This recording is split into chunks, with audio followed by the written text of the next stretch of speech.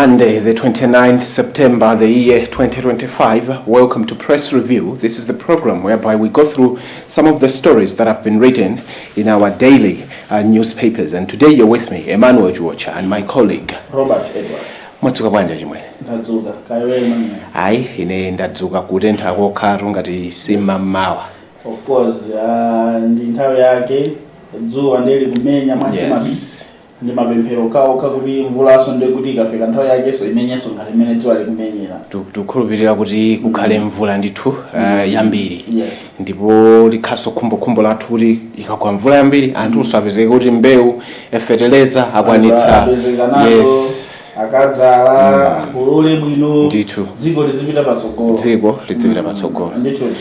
Khanga lero tili ndi pepala limodzi. Lero tili ndi pepala limodzi. Mine ndila The Nation. Ndipoti ndime tikhali tikuli zukuta mu program imeneyi ndi tingokupemphana mali musakalikire mukhale pomwe ndipoona ngati chimwe yanga inu ndawe mukhale ngati mukuyiwerenga kuti tizikhala ngati tugawirana ano kuzukuta kuti uyiunguza limodzi kwa imona ulele mbali yangu okay mwatewe chabwino tisakhale ngati kuti tikuponyerana miyala kuti achako aitenga iwe chabwino nkhani imene yasenza tsamba la The Nation akunena kuti Ansa breaks silence. The subheadline reads, says hold no grudges for verbal abuse over nullified 2019 elections. The story is on page 2 of The Nation, and it reads, Vice President-elect Jenny Ansa, Senior Counsel, says she holds no grudges against those insulted or criticized her for handling the nullified 2019 presidential election. Speaking during a Thanksgiving prayers at Christ Citadel Church in Area 47 in Lilongwe yesterday, the retired Justice of Appeal said the insults and criticism left her family traumatized and was hopeful that it should serve as a reminder of the harm that careless words and unfounded attacks can cause. Dzulo anakapemphera my Ansa kumpingo umene wa Christ Citadel Church ku Area 47 ndipo alankhulako anena kuti iwo sasunga mangawa kwa anthu amene adawanyoza adawalankhula zosakhala bwino chifukwa cha mmene chidayendera chisankho cha chaka cha 2019 chicha chimene akhoti adanena kuti chibwerezedwenso chimene tidaona chitabwerezedwa tonse alliance kulowa mboma mukuti nawo bwanji mawu amenewa. Well, ngalakunena zokuti sasunga mangawa, I believe amayankhula in his personal capacity ngati munthu aliyense akamanenedwa amakhanzira kumva kuwawa. Yes. The good thing of the story is kumena zokuti samabanga hold ma grudges in alose ndizina zotero. So I believe it's the positive word and tena tizitenge zimenezo ngati dziko ndikumapita chitsogolo. You know, after everything we remain Amalawi. Yes, okay. After everything azibusa remains azibusa. After everything Arwankani remains Arwankani. Okay.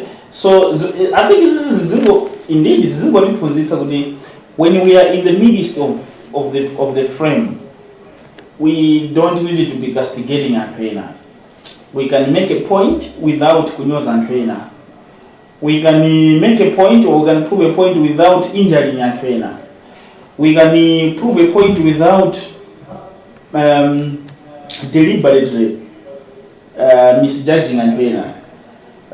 You know, even by the way, some of us and we received some attacks, okay, yes, from Antu misjudging us at the dashboard, you know, a lot of things happen. And then after a president a president dinner, I'm seeing them. Some of them, they're no longer in their workplaces. Yes. Okay. But we are still here. You and me, we are here. We are journalists. Full stop, final. We just do our job. Okay? The same applies where justice to I was simply doing my job. Okay? But me, I understand. In a demand it. Okay? Could he manager? Mmadori nsogolera zigo kumbuyo kwaga matonya mwana nchito za bibi za ambiri and so paya ndoda bozoda baba ingangojimwa ya kwatu we are going back ku moyo wa ulova so abakaza they are protecting that. Okay, so me I understand, but after everything we don't need to be enemies. We are Malawians and jimene antu ayera kungupanga ndi mukuluka alipo anamini even prior to 16 September 2019 amanyonzedwa kutukwanidwa. Okay, kulakwa zindu andu kumada bozote kumawa wampa ifanya. I mean, it has ended. Can we move forward as a country? Okay, izizi goma zimangori basa kunzi. Look at Justice Annabel Diamond, for example. Just take her as an example. Okay, after everything that was said about her, atule pasodi ndokumacha kuwanena. So what? I mean, it has ended now. So by the end of the day, I don't know we will be able to respect people with their professions. Okay? Robert Edward is a reporter. Reporters write facts. Whether the facts are translated into pain to you, but it does not change to be facts. Okay? Whether the facts are translating to excitement for you, it doesn't change, they're still facts. So the person who is doing the job, and the funny thing is, the more you press on to attack the person, whether it's a journalist, the more the person feels good, like, oh, what is going to do that? They're following, right?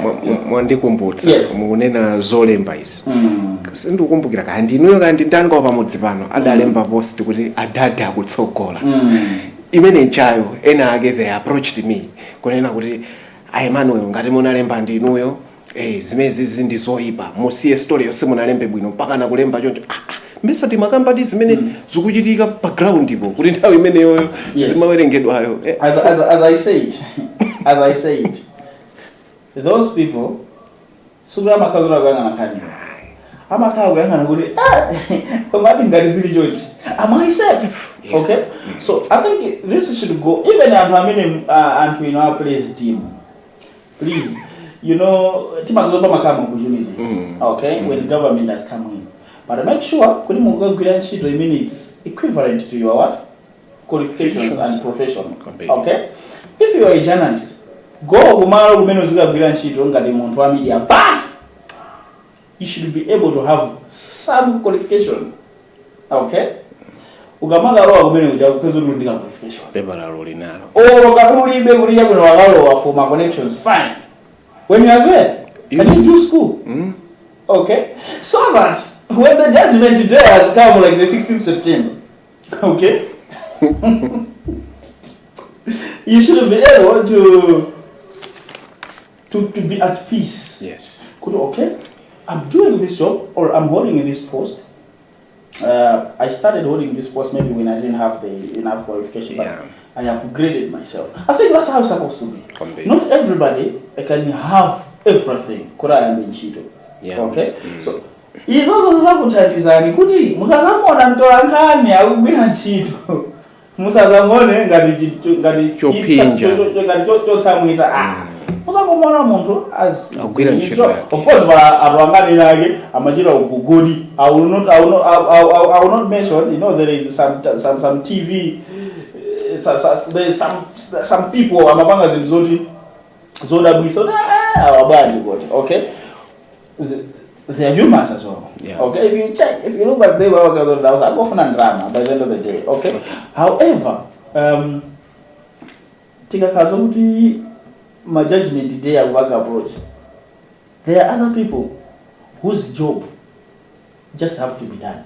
So umwachisanzo so many jada nazo ku holiday. Abantu nguna be holiday. Yes. Police nguna be holiday. Imagine just sana be ndali and these make team. Did they go on holiday? Actually and famela just kunali be kupuma. Chimwe ndi fail. Anakali kupia they're still doing it. Okay. So you can see kuti there is a certain sector of people imene their profession demands that they continue to work as they are. Yes. Regardless. So you can see, right?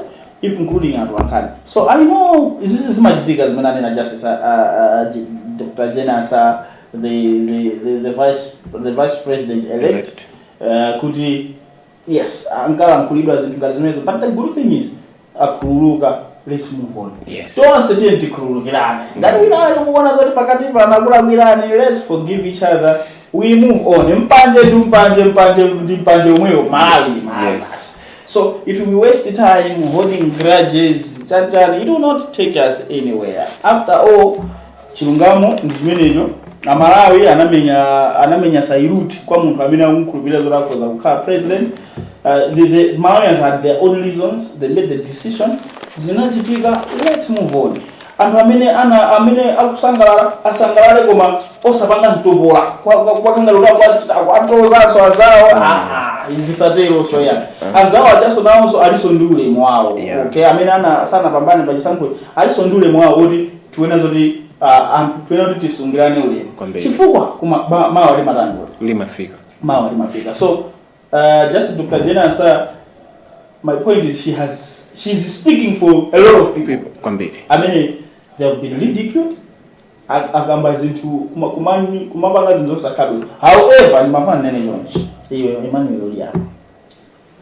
if Kunyoza Manyoza has gone against work ethics, number one, and the law, well, I'm sorry, you must face the consequences.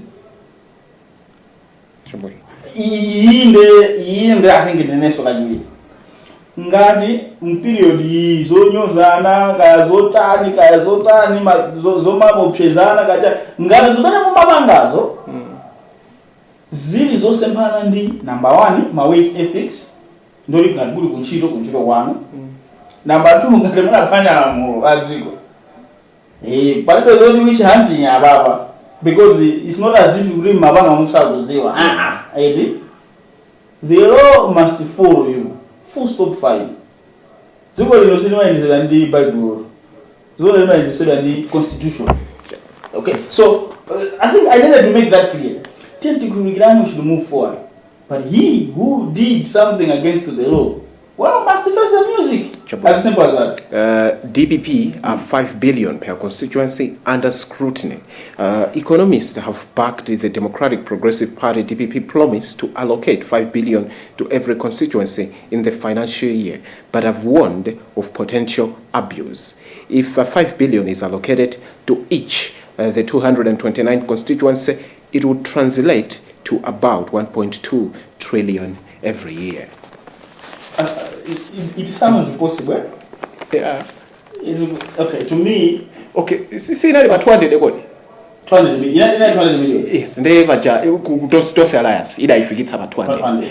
Now, at DPP, amanena manifesto yao. Kunena kuti ifitsa fikira pa 500 ndi akunena kuti komano 500 million 5 billion. 5 billion. Ababa no yo anena kuti 5 billion. Okay. So, Aguri agawiringitsia in the 1.2 trillion pachaka papuma constituency 229 ndekuti it would translate to about 1.2 trillion every year. Komando I think this one is something about zomeze abambe sama kama suza mabilioni jonjo kuma constituency. If you look at what the economic expert, I think that Meji has been here in this country for a long time. Yeah. I think somewhere in Africa, Bongo is also my budget. So, if it's 1.2 trillion, if we look at budget to habitat, I think it was hovering around 4 point something trillion. Yes. and ngati nkhani yopita kuma constituency ikukwana di 1.2 trillion to me is one it's something that can be doable. The only thing in the OMN we can make sure, let's try to make sure kuti pasakali ma abuse ndikuti ma constituency munja kuma district kunja ndo kumanja akachita intensify ngani ya ma trainings kwa panga to train kuti ndarama zaboma zizikuisa ntchito bwino komanso mano kapena kama ya bunge ya ACB ila kana losegula kuli na ya kuweza zoni wa banga zosa longosoka kuma constituency azikazo they should be answerable. But if that can indeed be implemented, I think it can be good. Imagine constituency ya kuli wantu inaendwa kudetsa constituency ya one maizo munira sindi maizo koma kunongo mu constituency ya ndili bwaira. Imagine kuti bwaira kuja khali ko 5 billion ineso kwatu bwaje north kuzuma dosa kukwilira 5 billion kunongo ndavodera kulilongi masintha constituency 5 billion and I think it can atapanda umaija yes it can really help. And I think this goes to us as journalists as well. Tutakaso to my watchdog itifufuze ikati abasa kuwirizana akakamanga ndi mdramazo anu because tena dizithandiza buma kwambiri kuma thandiza buma kwambiri Kizibanga play our role. Yes. NGO GCN salutes in Talimanja. Non-governmental organizations Gender Coordination Network NGO GNC has held Malawi Electoral Commission make chairperson Talimanja for demonstrating strong leadership and elections management, saying it speaks volume on women capacity when given a chance. Look, I want to believe it. I heard somewhere, but I think it was just some social media hype. Okay, people were so excited to say, I think it really depends on my demonstrations. I would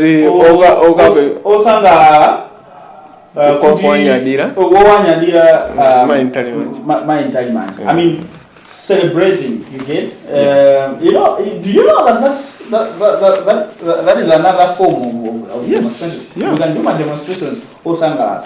You can do my demonstrations, okay. I have my demonstrations, okay. I think in my mind so far we have been seeing my demonstrations out and here, okay. Even about the next year, we saw demonstrations. These many yes.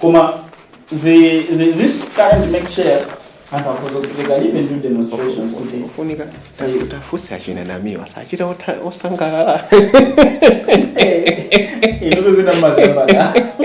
So, but the point is, I think to me, as a person, yes, personally, I was amazed with the calmness.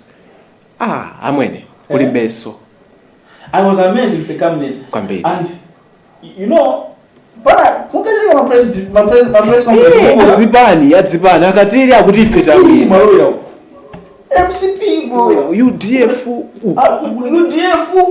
ukarutele maunzika zokuzinozi goera balina. All of them trying to get just Ansa's attention. Sikuti tusankamva mayacha ankamva ndipo umangodabo kuruga fly kuti press briefing. Afika pamene baja, she will not even mention ziko mogombi sangwani. Then she will be mpaka kumaliza mafuso. And after she will respond to the questions as they have come. Bueno. Ine adandi akakufuso la dashboard. Aliona ngauda afusa lifuso. Ndafusa la dashboard. And anayanka pawili. You should see how composed these people are. Okay. Kwambiri. And I think this is indeed, and Amina Mabanga fight for the rights of women. This is something they're gonna ride on, honestly. Okay. You can see the composure. The muntu Amina akaba akudziwa chimene akutani akuchita. Kuna libechi bwibwi. Straight. Okay. So the calmness. They amayanka fuso lijameni ngabwilira. Iya ikoti mukuti sabata ziboda. Ikalo kudra zote ndakufuso sana. Ibo ino somunali okanga somunali bwa Luntha. Komano zama dashboard city kulani. City kuletsa kamena kuti. So you know amacha kubanga explain business hotel and indeed it's credit all the women in Malawi. We're talking about Justice Dr. Ansa, for example. Look at where she is now. She is the vice president elect. You get the point? Yeah. MG2 elect. So I think as a country, we have been fighting for rights of women. This is the best example. Justice Anna Beontari Manja, Justice Dr. Ansa. We have a lot of women in my positions and media. I mean, they are making impact to the country. But this is something that we can be proud of. Ndikaona tatsandi nthawi yochepa komabe will go straight to arts and culture. Artists perform to raise funds for young entrepreneurs.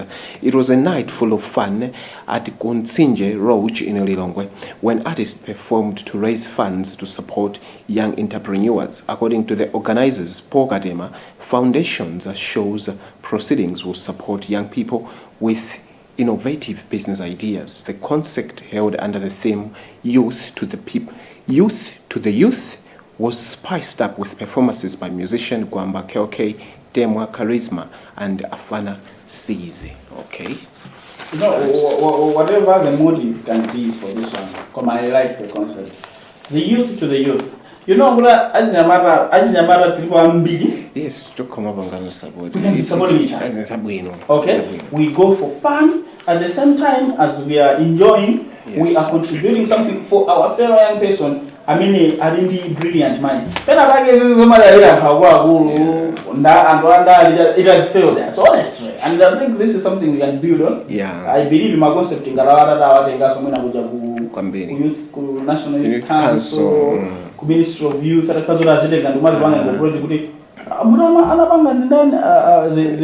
person Katema, yes. I think it can help. Youth to the youth. Yeah, kwambiri.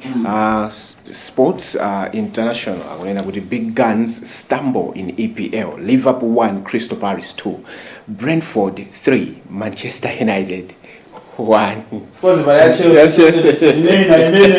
Sana yige ba. We cannot be discussing things that are not bad. Yeah, Chelsea, Munation newspaper Sana. Yeah, so no so. Sana yige so dia. Ndeti sagana. Ife rusantu lazimene alimba mu newspaper. The back page of the Nation says Nomads apologize. Ganyenda says it was a tough match. Coach adds that some positives drawn from the encounter. Noma yaruza noma imamenya ndithu mpikisano wa kafu imasewera ndithu ndi timu imeneyi Galaxy mpira umenewu ndithu wathera ndithu yaluza nzosakhala bwino mpikisano wa kafu zinthu zimene sizimayembekeza wathera mapenalty ndithu inayo 7 noma 6. Yeah, kumano. Anayesetsa, yes. So we are wishing Noma all the best zimachitika. Achimwene apa ndikaona ndi 29 minutes past 9. Watsala kuti tsipita. Thank you so much for being with me, Robert Edward, and my colleague Emmanuel Chiwocha. Keep on watching Luntha Television.